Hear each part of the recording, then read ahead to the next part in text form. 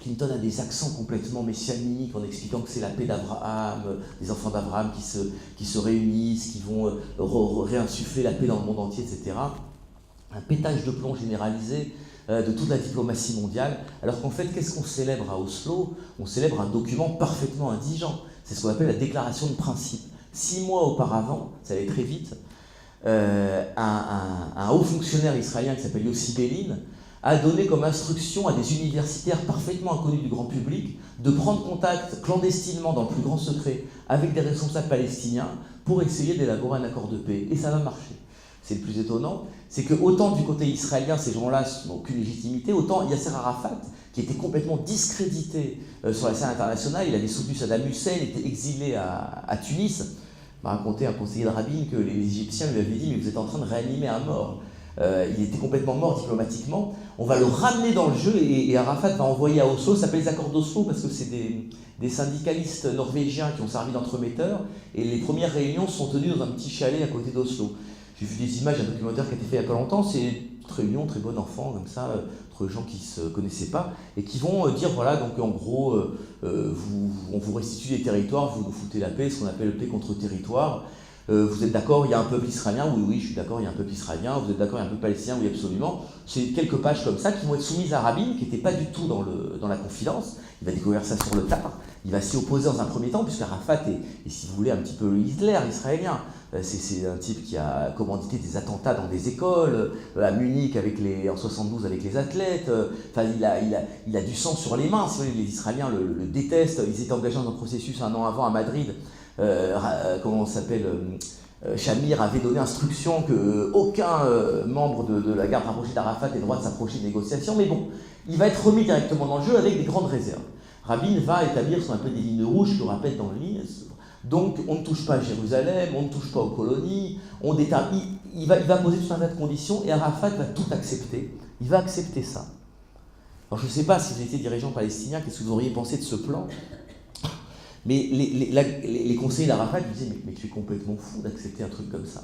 Regarde ce que tu as signé.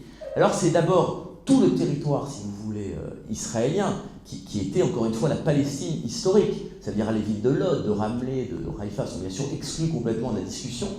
On va juste discuter donc en fait de 27% de la Palestine historique, avec la bande de Gaza qu'on ne voit pas là, mais surtout la Cisjordanie. Et dans ces 27%, les Palestiniens vont devoir faire des concessions considérables. Parce que toute la zone en bleu clair, là, ce qu'on appelle la zone C, c'est Israël qui la garde, 61% de la Cisjordanie. Les Palestiniens héritent de 8 villes autonomes, donc Hébron, Tulkarem, Ramallah, etc., les grandes villes palestiniennes, Jéricho, et de zones mixtes en fait, où il y a une souveraineté partagée, c'est des zones en beige, c'est des zones rurales. Et Arafat va accepter. Et alors, quand les conseillers d'Arafat lui demandent « mais pourquoi ?», il répond en arabe « laissez-moi poser le pied et je commencerai à courir ». En fait, Arafat, ce que je raconte dans le livre, très clairement, il le dit en arabe sur toutes les chaînes, mais les Israéliens et l'Occident font preuve d'un autisme absolument éhonté, refusent d'écouter ça, mais dès le départ, les arabisants le disent, regardez, Arafat, il va prendre le prix Nobel à Stockholm, il vient signer sur la pelouse de Washington, mais en vérité, dans les médias arabes, il appelle au djihad quelques jours, je ne me rappelle plus, mais après la signature vraiment des accords d'Oslo, pas de la poignée de main, mais vraiment d'Oslo en 1994, il va aller à Johannesburg, dans la mosquée de Johannesburg, et dire « tout cela n'est qu'une étape, nous irons jusqu'au djihad complet, nous les chasserons de Palestine, etc. Nous irons jusqu'au bout, c'est une stratégie. » Je vois qu'il y a des références dans le Coran sur ce genre de manœuvre.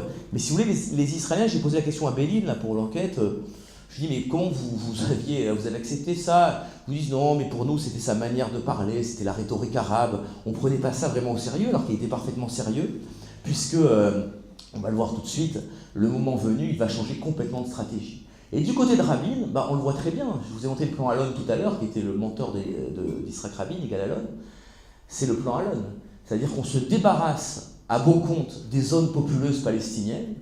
On garde ce qui est intéressant stratégiquement, c'est-à-dire les sommets de Cisjordanie, la frontière avec la Jordanie, les réserves en eau, les villes saintes, Hébron, Jérusalem, puisqu'il y a un accord sur le partage d'Hébron.